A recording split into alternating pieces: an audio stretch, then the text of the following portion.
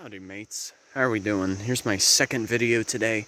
So, right now we're focusing this video upon a particular tree that I happened to stumble upon. And this tree is also known as the Honey Locust, also called the Gladitsia triacanthos. Typically the leaves, if you look up, they usually are pinnately compound, or even sometimes bipinnately compound. Kind of reminds you of being in a tropical setting when you look at the leaves. But the honey locust is a versatile tree, as it can grow in variable soil pH conditions. And not only that, but they're also well known to be in urban areas too.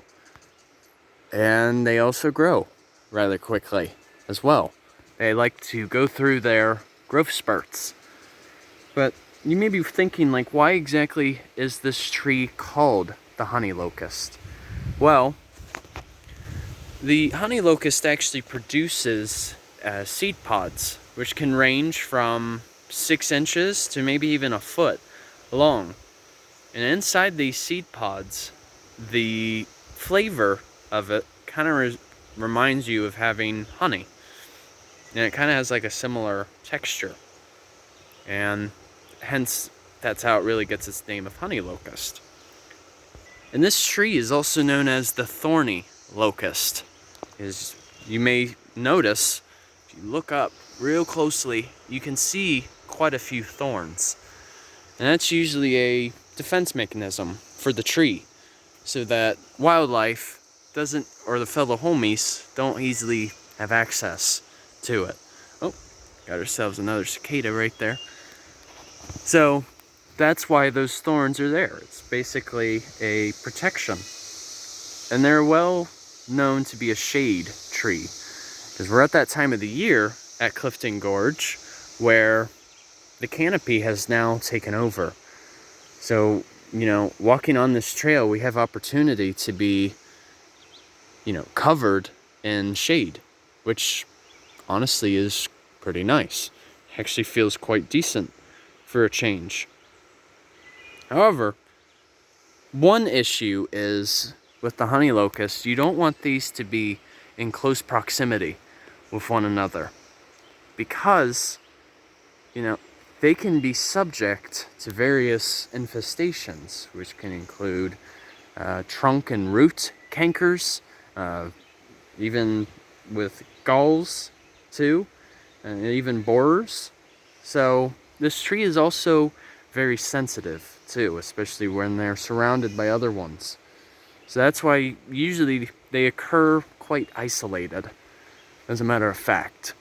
So for those of you who want such trees, make sure that they are spread out, because you don't really want to deal with that issue, as it can happen repeatedly.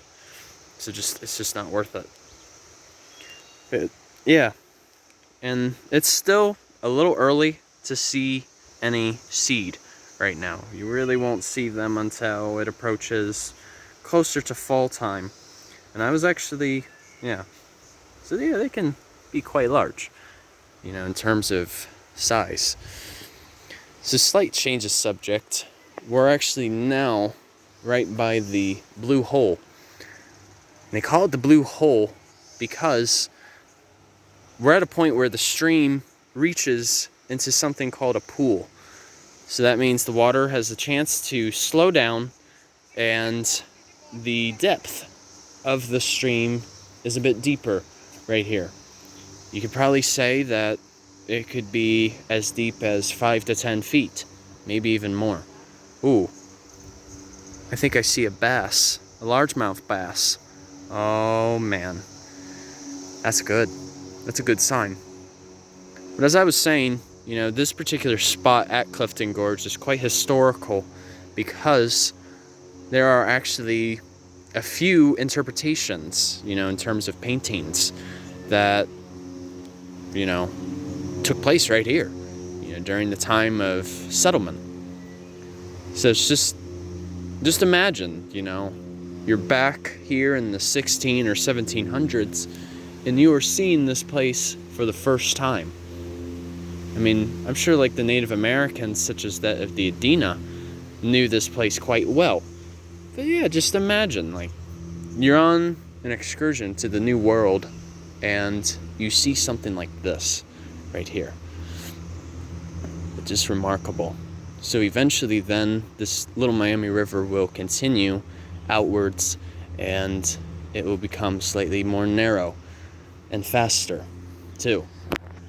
But yeah, you can definitely see on that boulder up here, we're looking at the northern white cedar, which is a very well-known tree over here. And normally you would see those types of trees further up north. You know, if you were up in northeast United States or even Canada. So due to past glaciers that passed through here, their seeds were brought down. And that's why we see them in this area. So you could say a lot has happened here within the past, you know, quite a few thousand years. It's just remarkable. So, alrighty mates. Thought I would share that with you guys. Hope you learned something in the video, you know, regarding the Honey Locust and the famous blue hole found at Clifton Gorge. So alright, enjoy your Sunday, and once again, Journey on a Journey is outwards. Take care, folks.